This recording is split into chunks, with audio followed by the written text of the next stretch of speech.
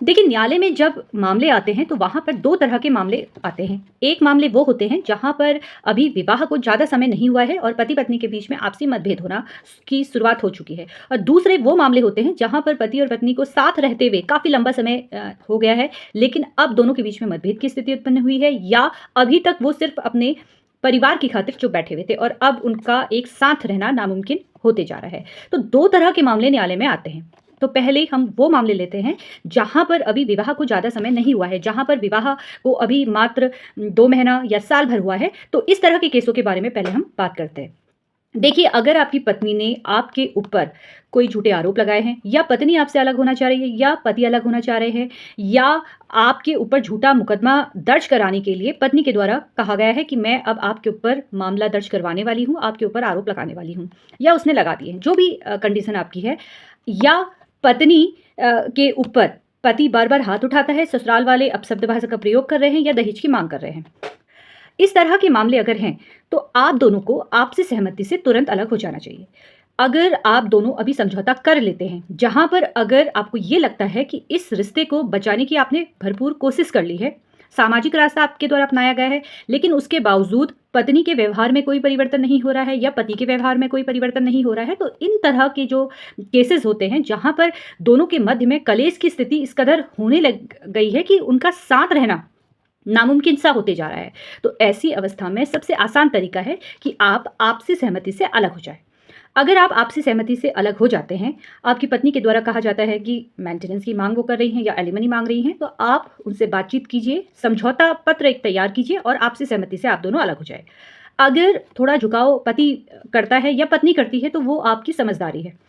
क्यों है? क्योंकि अगर आप सालों-साल तक केस फाइट करेंगे, तो आप न्यायालय में तो आएँगे, वकीलों को फ़ीस देंगे, साथ में आपका समय खराब होगा और जीवन के जो इतने कीमती पल हैं,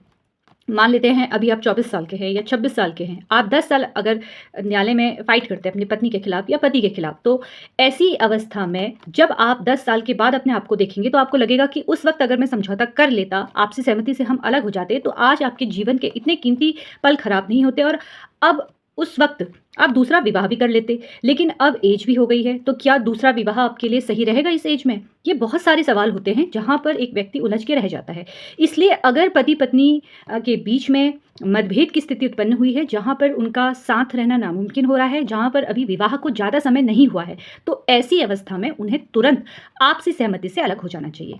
अब हम बात करेंगे इस तरह के मामलों में जहाँ पर पति-पत्नी को साथ रहते हुए काफ़ी लंबा समय हो गया है और अब वो दोनों सोच रहे हैं कि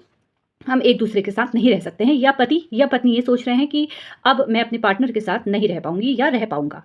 इस तरह के मामलों में क्या होगा? देखिए, जहाँ पर इस तरह से मामले हैं, जहाँ पर आपने अपने जीवन के इतने कीमती साल अपनी पत्नी को दिए हैं या अपने पति को दिए हैं, जहाँ पर आप 10 साल से या 20 साल से एक-दूसरे के सुख-दुख में साथ खड़े हुए हैं, लेकिन अचानक एक छोटी-सी बात हुई और आप दोनों के बीच में कलेश की स्थिति उत्पन्न हुई है या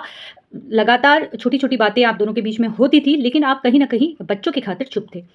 अब आप 20 साल अपने करियर में आगे बढ़ चुके हैं, आपकी पत्नी भी आगे बढ़ी है, आप साथ एक सुख-दुख में एक नाव में सवार होके आगे चल रहे हैं।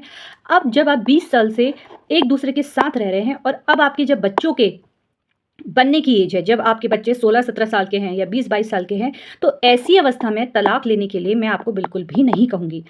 अगर आप दोनों इस वक़्त अलग होते हैं, तो इससे आपके बच्चों को काफ़ी नुकसान हो सकता है। जहाँ पर उनके पढ़ने की है उम्र, जहाँ पर उनके करियर बनाने की उम्र है, वहाँ पर मुझे लगता है कि तलाक जैसे विषय पर दोनों को नहीं सोचना चाहिए। जहाँ आपने अपने जीवन में 20 साल इस तरह से काटे हैं या आप इसको इस तरह से ले सकते हैं कि आप 10 साल बहुत सही तरीके से रहे और पिछले 2-3 साल से ही मतभेद की स्थिति बहुत हो गई है, जहाँ पर अब आपको लग रहा है कि नहीं, मुझे नहीं रहना है। तो ऐसी अवस्था में कुछ साल आप फिर भी अपनी पत्नी के साथ या पति के साथ रहिए, जिससे आपके जीवन का ये जो कठिन मोड़ है, उसका प्रभाव आपके बच्चों पे ना पड़े। ऐसे बहुत सारे मामले देखने को मिलते हैं, जहाँ पर पति और पत्नी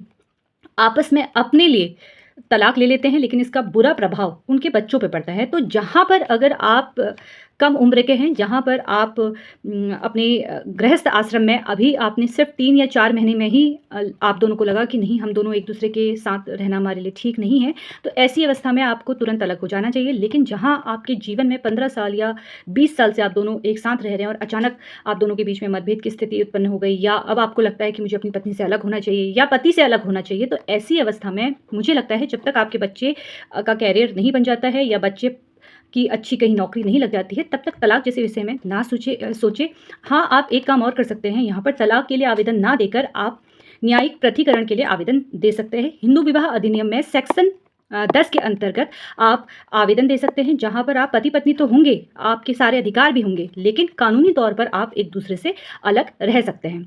देखिए, फ़िलहाल ये मेरा खुद का मत है, जहाँ पर इस तरह के मामले आते हैं, जहाँ पर आपके बच्चे छोटे हैं, जहाँ पर उनके करियर का सवाल है, या जहाँ पर उनकी बच्चों की नौकरी लगने वाली होती है, इस तरह की अगर स्थिति है, तो वहाँ पर तलाक आपको नहीं लेना चाहिए। वहाँ पर अभी तक आप जिस तरह से समझौता करते आए हैं, उसी तरीके से आप समझौता कीजिए, क्योंकि ऐसे बहुत सारे मामले आते हैं, जहाँ पर किसी का बच्चा जो है वो 10th क्लास में है, किसी का बच्चा 12th क्लास में है, कोई मेडिकल की तैयारी कर रहा है। अगर इस तरह से आप दोनों के बीच में मतभेद होता रहा और आप दोनों न्यायालय आएँगे, तलाक के लिए आवेदन देंगे, वकीलों को फ़ीस देंगे, तो कहाँ आप अपने बच्चों के बारे में सोच पाएँगे? जहाँ पर बच्चे का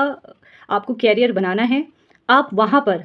आपस में फ़ाइट कर रहे हैं। जिस वक़्त आपके बच्चे को माता और पिता दोनों की ज़रूरत है, उस वक़्त अगर आप अपने बारे में सोचेंगे तो कहीं की समझदारी नहीं है। अगर आपको लगता है आपकी पत्नी इस तरह से नासमझी कर रही है, तो वहाँ पर कभी-कभी छोटी-छोटी बातों को इग्नोर करना ही बेहतर होता है, या आपको लगता है कि आपका पति इस तरह से कर रहा है, तो वहाँ पर आपको इग्नोर करना ही आपके लिए एक लास्ट रास्ता है, क्योंकि न्यायालय में आना बहुत आसान है। जहाँ पर आप एक-दूसरे के खिलाफ मामला दर्ज करवा देते हैं, झूठे आरोप लगा देते हैं, ये बहुत आसान है। लेकिन इसको साबित करना न्यायालय में उतना ही कठिन होता है, और रोज़ मानसिक हिंसा जो होती है आपके साथ, चाहे वो पति के द्वारा दी जा रही है या पत्नी के द्वारा दी जा रही है। तो ऐसी अवस्था में मैं आपको यही कहूँगी कि अगर बच्चे का आपका 10th या 12th अभी बोर्ड है, तो थोड़ा सहन कीजिए। बच्चों के लिए आपको सहन तो करना ही पड़ेगा। फ़िलहाल कानूनी जानकारी प्राप्त करने के लिए आप लोग मेरे सोशल मीडिया के अलग-अलग प्लेटफ़ॉर्म पर मुझसे जुड़ सकते हैं। देखिए, यहाँ पर ये मेरे खुद के विचार हैं। यहाँ पर मैं किसी को फ़ोर्स नहीं कर रही हूँ कि ऐसा ही करना है या आपको ऐसा करना चाहिए। ये मेरा खुद के विचार हैं जो मैंने आपके समक्ष रखे। फ़िलहाल ये मेरे विचार थे जो मैंने आपके समक्ष रखे। आपके क्या विचार हैं, आप मुझे कमेंट करके अवश्य बताइएगा। धन्यवाद।